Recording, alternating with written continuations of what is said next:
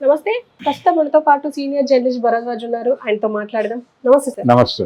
Sir, already ఇప్పుడు ఏపీలో results వచ్చేస్తాయి. ఇప్పుడు దీనికి సంబంధించి చూసుకుంటే అంటే లాస్ట్ వైసీపీలో ఉన్న మంత్రివర్గంలో ఒక్కరు కూడా గెలిచే అవకాశాలు లేకుండా పోయినాయి. అసలు ఎందుకు అంటే మొత్తం అంత వ్యతిరేకత వచ్చింది? అటు రోజా, కొడాలి నాని, పేరు నాని వాళ్ళని తీసి పక్కకు పెట్టినా అమర్నాథ్ కూడా లేరు, చాలా మంది లేరు. అసలు ఏమైందంటారు? అంటే పాత రోజుల్లో 1950 ప్రాంతాల్లో కేవీ రెడ్డి గారు పెద్ద మనుషుల్లోనే ఒక సినిమా తీశాడు. అందులో ఒక పాట కొసరాజు గారు రాశాడు. ఆ పాటలో ఒక లైన్ ఉంటుంది, ఘంటసాల గారు పాడాడు. ఒక్కసారి మంత్రి చెయ్యి గణనాథ, నువ్వు ఓడకుంటే ఒట్టు పెట్టు గణనాథ అని ఉంటుంది ఒక లైన్.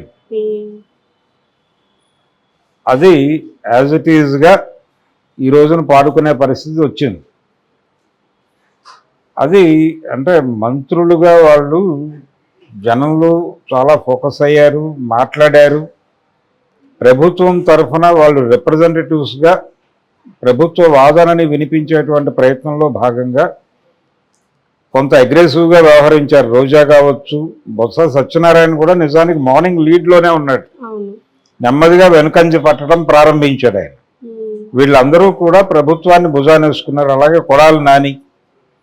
కొడాలి నాని తన మాటల ద్వారా ఒక రకమైనటువంటి చిరాకుని జనాల్లో కలిగింపజేశాడు. ఆయన వాడేటువంటి భాష, ఆయన మాట్లాడే ధోరణి చాలా అభ్యంతరకరమైనటువంటి పరిస్థితి అయినప్పటికీ అతన్ని భరించక తప్పని పరిస్థితి. ఇది ఒక విషాదం. అయితే మిగిలిన వాళ్ళు కూడా పేరు నాని వీళ్ళు కూడా చాలా అగ్రెసివ్గా మాట్లాడారు. ఈ అగ్రెసివ్గా మాట్లాడటం అనేది ఒక వైసీపీ తాలూకా లక్షణంగా మారింది. అదే ఇప్పుడు ప్రమాదకరంగా మారి మంత్రులందరూ వెనకంజలో ఉండటానికి కారణమైంది. అంటే రెస్పెక్ట్, మినిమం రెస్పెక్ట్, ప్రత్యర్థి పట్ల కూడా ఒక కనీసపు మర్యాద ఉండాలి అనేది ఒక పద్ధతి. దాన్ని మీరి చాలా ముందుకు వెళ్ళారు. ఆ చాలా ముందుకు వెళ్ళిన ఫలితం అది ఓటర్లన్నీ హర్ట్ చేసే లెవెల్కి వెళ్ళిపోయింది. ఆ వెళ్ళిపోయిన ఫలితమే ఇప్పుడు వీళ్ళు చూస్తున్నారు. ఇప్పుడు గెలవబోతున్నటువంటి సీన్లు డబుల్ డిజిట్లో ఉంది. ఇప్పుడు యాక్చువల్గా సింగిల్ డిజిట్కి మారే ప్రమాదం ఉందని కూడా నిన్న ఎగ్జిట్ పోల్ వాళ్ళు చెప్పారు. కానీ ఫైనల్గా ఆయన 2 డిజిట్తో నిలబడి ఉన్నాడు సాలిడ్గా. ఆ మేరకు గెలిచేస్తే చాలు అనుకునేటువంటి పరిస్థితే ఉండాలి జగన్మోహన్ రెడ్డి. అందుకని ఇవన్నీ ఆయన ఎలా చేసినా ఏం చేసినా జరిగిపోయింది. ఫైనల్గా ఇప్పుడు జరిగిన నష్టాన్ని యాక్సెప్ట్ చేసి దీన్ని ఎలా తీసుకోవాలి, ఎలా తనని తాను మలుచుకోవాలి అనేది ఆలోచించాలి ఆయన. ఇంత వ్యత్యాసం ఎందుకు వచ్చి ఉండొచ్చు సార్? అంటే ఇప్పుడు ఒక పక్క వై నాట్ 175 అన్నారు, ఇటు చూస్తేనేమో 20 కూడా దాటలేదు. అసలు ఎందుకు అంటారు ఇలా? అంటే వై నాట్ 175 అని కుప్పంతో సహా తెలుగుదేశాన్ని ఎక్కడ గెలవనివ్వను అన్నాడు ఆయన. అది ఒక రకంగా ఒక పద్ధతిలో బూమరాంగ్ అయింది. అది అంటే డెమోక్రసీలో బహుళ పక్షాలు ఉండి కదా ఆర్గ్యూ చేసుకుని ప్రజల అభ్యున్నతికి ఏది అవసరమో ఆ నిర్ణయం తీసుకుని ముందుకెళ్తారని కదా బహుళ పార్టీ వ్యవస్థ వచ్చింది. ఆయన మాట్లాడిన స్టేట్మెంటు ఈ బహుళ పార్టీ వ్యవస్థ అనేటువంటి స్పిరిట్ని ఇబ్బంది పెట్టేటువంటి స్టేట్మెంట్గా మారింది. అది ఒక రిమార్కే. ఆ మాట అనకుండా ఉండాల్సింది, కానీ అయిపోయింది. ఇలాంటివి కొంత ఆ ఓవర్ కాన్ఫిడెన్స్, ఎప్పుడైతే మేమే గెలుస్తాం, అసలు మిగిలిన పార్టీ ఏది ఉండదు, మేము మాత్రమే పరిపాలిస్తాం, ఇవన్నీ కూడా జనాల్లో నెగిటివ్ ఫీలింగ్ని తీసుకొచ్చాయి. ఇలాంటివి అనేకం చేశాడు ఆయన. 1 కాదు 2 కాదు. అంటే నేను అనుకున్న తర్వాత అది జరగకపోవటమా అనే ధోరణికి వెళ్ళాడు.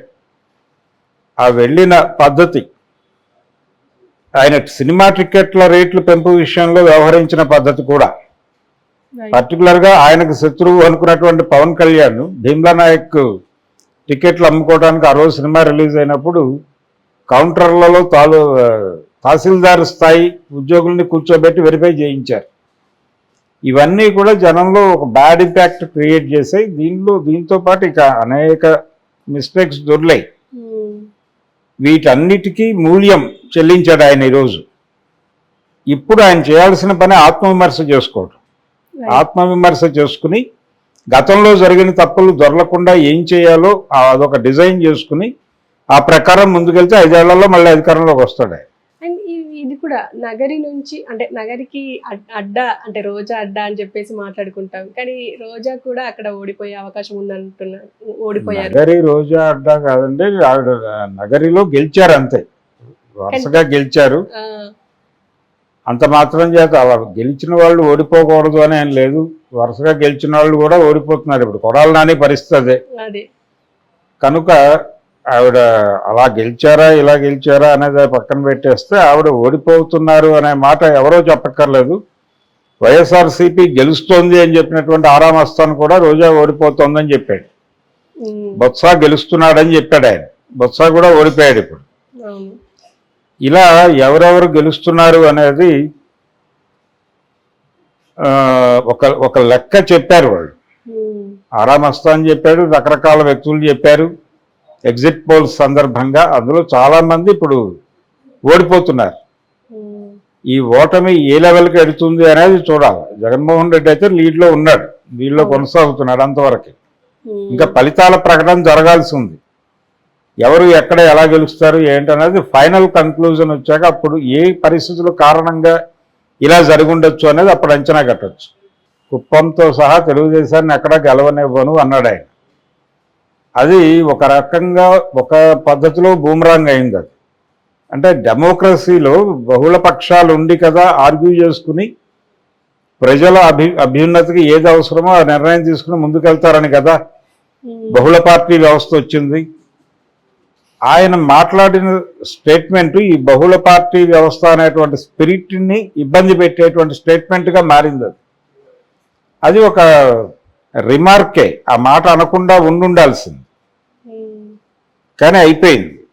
ఇలాంటివి కొంత ఆ ఓవర్ కాన్ఫిడెన్స్, ఎప్పుడైతే మేమే గెలుస్తాం, అసలు మిగిలిన పార్టీ ఏది ఉండదు, మేము మాత్రమే పరిపాలిస్తాం, ఇవన్నీ కూడా జనాల్లో నెగిటివ్ ఫీలింగ్ని తీసుకొచ్చాయి. ఇలాంటివి అనేకం చేశాడు ఆయన. ఒకటి కాదు, రెండు కాదు. అంటే నేను అనుకున్న తర్వాత అది జరగకపోవటమా అనే ధోరణికి వెళ్ళాడు. ఆ వెళ్ళిన పద్ధతి, ఆయన సినిమా టికెట్ల రేట్లు పెంపు విషయంలో వ్యవహరించిన పద్ధతి కూడా, పర్టికులర్గా ఆయనకు శత్రువు అనుకున్నటువంటి పవన్ కళ్యాణ్ భీమ్లా నాయక్ టికెట్లు అమ్ముకోవడానికి ఆ రోజు సినిమా రిలీజ్ అయినప్పుడు కౌంటర్లలో తహసీల్దార్ స్థాయి ఉద్యోగుల్ని కూర్చోబెట్టి వెరిఫై చేయించారు. ఇవన్నీ కూడా జనంలో ఒక బ్యాడ్ ఇంపాక్ట్ క్రియేట్ చేసాయి. దీంతో పాటు ఇక అనేక మిస్టేక్స్ దొర్లాయి. వీటన్నిటికీ మూల్యం చెల్లించాడు ఆయన ఈరోజు. ఇప్పుడు ఆయన చేయాల్సిన పని ఆత్మవిమర్శ చేసుకోవడం. ఆత్మవిమర్శ చేసుకుని గతంలో జరిగిన తప్పులు దొరలకుండా ఏం చేయాలో అదొక డిజైన్ చేసుకుని ఆ ప్రకారం ముందుకెళ్తే 5 ఏళ్లలో మళ్ళీ అధికారంలోకి వస్తాడు ఆయన.